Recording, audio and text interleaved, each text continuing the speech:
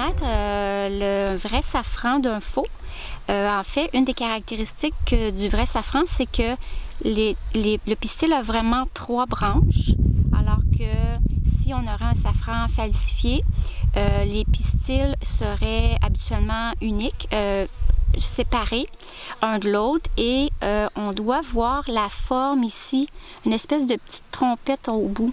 Ça, c'est vraiment la caractéristique du safran. Mais le safran, ça sert à quoi dans le fond? Pourquoi est-ce qu'on produit du safran au Québec? En fait, le safran, c'est une épice qui est plutôt connue dans les pays comme le Maroc, l'Espagne, les pays asiatiques aussi. L'Inde aussi, hein? L'Inde aussi, oui, absolument. Et puis, c'est une culture émergente ici au Québec. Donc, on apprend, en fait, à découvrir, on découvre le safran ici. Et le safran, va s'utiliser autant dans les mets sucrés que salés. Et la particularité du safran, c'est de sublimer aussi les plats dans lesquels on l'utilise. Donc, il va ajouter une saveur propre, mais aussi il va aller tout faire ressortir les saveurs des autres aliments avec lesquels il est mélangé. Qu'est-ce que ça goûte? Ça goûte unique. Ça ressemble à rien, le safran. C'est vraiment unique mais on va aller dans les notes, dans l'odorat, dans les odeurs. Souvent, on va aller chercher des notes de cuir, de tabac, donc floral. Et ça va dépendre aussi... c'est un petit peu une question de terroir aussi. Il y a des safrans comme iraniens qui vont être beaucoup plus épicé, dans le sens un petit peu plus relevé au niveau de l'épice, de l'intensité, parce que c'est de la façon qui va être séché. C'est ce qui va faire vraiment les distinctions dans les qualités et les saveurs, les flaveurs, les arômes du safran. Alors le safran, en fait, me dit, je pense, c'est le pistil. C'est le pistil. C'est-à-dire la petite tige qui est à l'intérieur, entre les pétales. C'est ça. Dans la fleur de crocus, on retrouve le pistil, qui est les petites branches. C'est tout rouge, là. Les tout rouges, oui, c'est tout rouge. C'est ce qu'on va prendre, on va les enlever, qu'on va faire sécher, et on laisse mûrir au moins 1 mois, et qu'on va pouvoir utiliser par la suite pour utiliser dans nos recettes. Mais aussi, le safran... a un côté médicinal, donc il y a des documentations, des recherches scientifiques sérieuses qui ont démontré au niveau, entre autres, du cancer du foie et de la leucémie, un impact positif en fait sur la diminution des tumeurs, et sont en train de démontrer aussi au niveau de certaines maladies neurologiques comme l'Alzheimer ou le Parkinson, sont en train de démontrer qu'il y avait aussi un impact positif. On est loin de la gastronomie, là, quand même. On est très loin de la gastronomie. Mais c'est un plus. Ouais, mais c'est un plus. Mais c'est vraiment... on ne dit pas que c'est une plante miraculeuse, mais ça tend vraiment vers... au niveau de la santé, là, c'est vraiment en train d'exploser là, au niveau des bienfaits, un peu comme le bleuet ou la canneberge. Là, on démontre que les bienfaits du safran. Alors on dit des fois que le vrai safran, c'est parce qu'il y a plusieurs sortes de safran, oui. Il y a le vrai et le faux. Et le faux. Parce que les vrais, les bonnes quantités, comme vous êtes des pays que vous avez cités tout à l'heure, oui.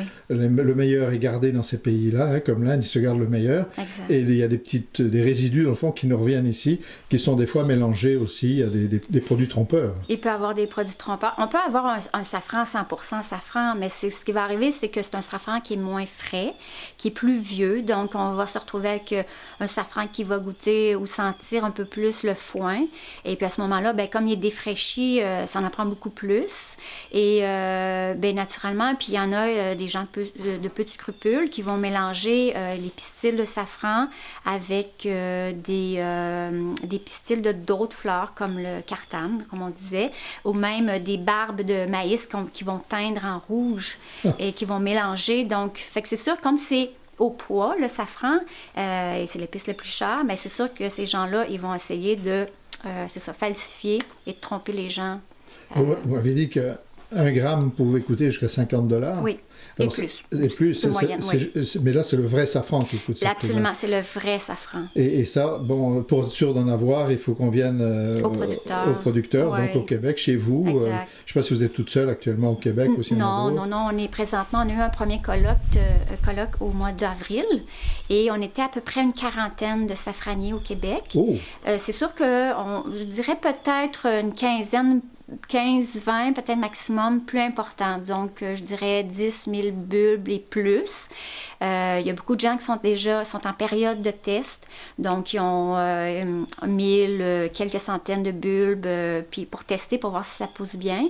Fait que, donc, on était vraiment une quarantaine là, de gens vraiment, je dirais, plus ou moins importants, mais quand même Sérieux, quoi. sérieux. Absolument. Oui.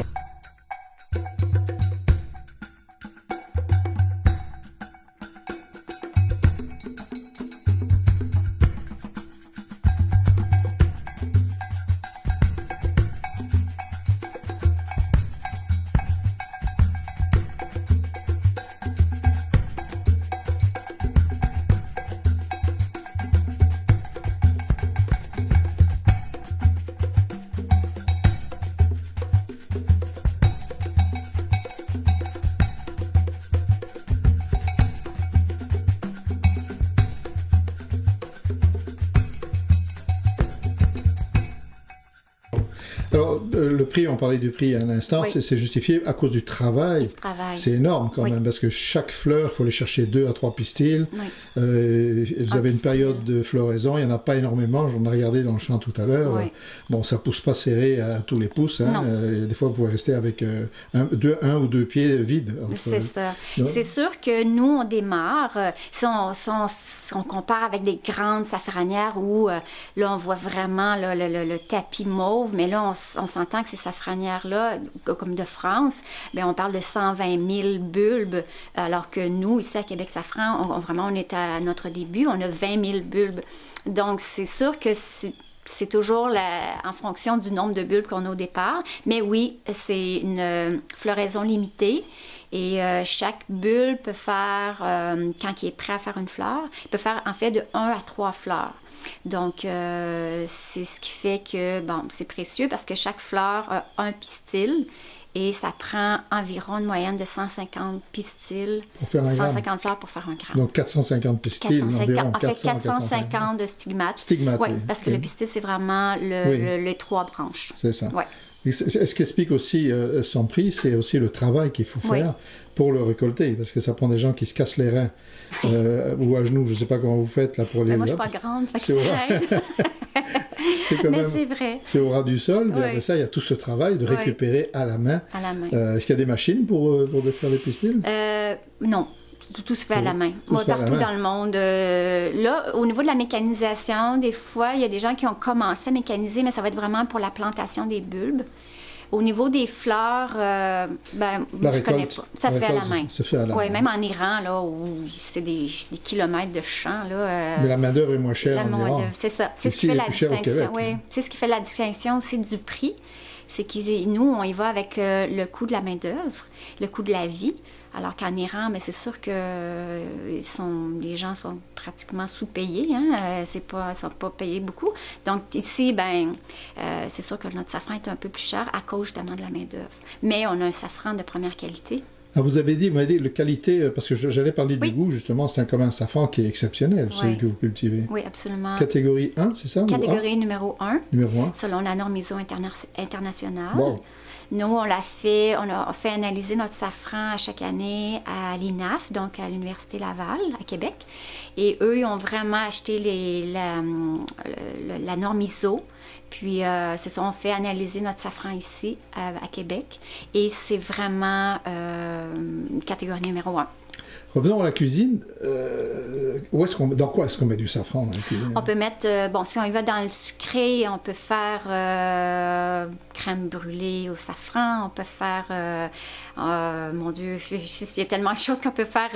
On peut utiliser le safran vraiment à toutes les sauces, sans faire de jeu de mots, dans les gâteaux. En fait, ce que je vais dire déjà au départ, c'est que pour utiliser le safran, il faut impérativement le mettre dans un liquide.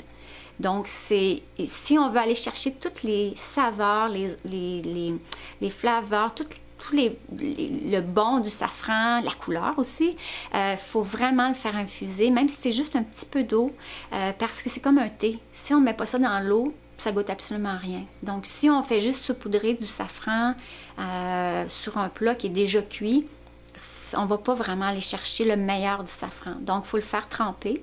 Si on fait disons, une sauce pour sauce crème vin blanc, bien, on va le laisser tremper dans la crème. De 1 heure à 24 heures, c'est encore mieux. Quand c'est jusqu'à 24 heures, c'est encore mieux. Mais minimalement 1 heure. Et si c'est dans un liquide chaud, on va aller maximum 15 minutes. Parce que là, il va y avoir une saveur un petit peu plus âcre qui va se développer si on le met à bouillir trop longtemps. Ça va bien avec les fruits de mer et le poisson, entre autres. Ah, absolument. Tout ce qui est iodé, le fruit de mer va bien aller avec... Pardon, le safran va bien aller avec tout ce qui est orangé aussi. Donc, les courges, les pommes jaunes, les pamplemousses. Vous faites une relation avec la couleur du produit. Oui, en fait... Vous associez la couleur avec le goût. En fait, si je peux le nommer, c'est M. François Chartier qui a écrit dans son livre Papilles et molécules, qui a un chapitre complet sur le safran.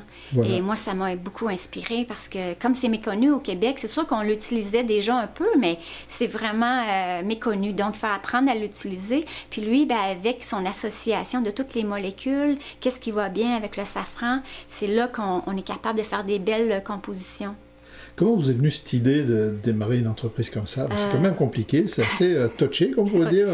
Mais mon conjoint et moi, on était rendu une étape de vie où on voulait vivre un autre chapitre. Donc, on avait le goût de travailler sur la terre, d'avoir une culture. Donc, on a déménagé, on était dans l'Outaouais et on a vu cette terre-là ici à Granville-sur-la-Rouge, à Pointe-aux-Chênes. Et puis, on a décidé que, c'est ça, on a tombé en amour avec cette place-ci. Et puis, on s'est dit, OK, maintenant, on a acheté la terre, qu'est-ce qu'on fait? Et on voulait faire une culture qui était vraiment différente, quelque chose qui était émergent. Donc, je regardais dans tout ce qui était émergent comme une culture au Québec. Et bon dimanche après-midi, j'ai vu à la Semaine verte le reportage sur la première safranière au Québec. Et j'ai fait Eureka, c'est ce que je veux faire parce que vraiment, ça prend pas beaucoup ça prend pas des gros tracteurs ou d'outillage vraiment à des prix exorbitants. Donc, ça prend, comme on dit, des bons bras, du bon jus de bras, puis de la bonne volonté, de la patience, c'est sûr, et de la patience. Et c'est ça, c'est comme ça qu'on a décidé d'aller vers le safran. Bien, bonne chance dans votre projet. Merci. Et c'est un très beau projet, soit dit en passant, puis très utile pour le Québec, entre autres. Oui, absolument. Je vous remercie infiniment. Merci à vous.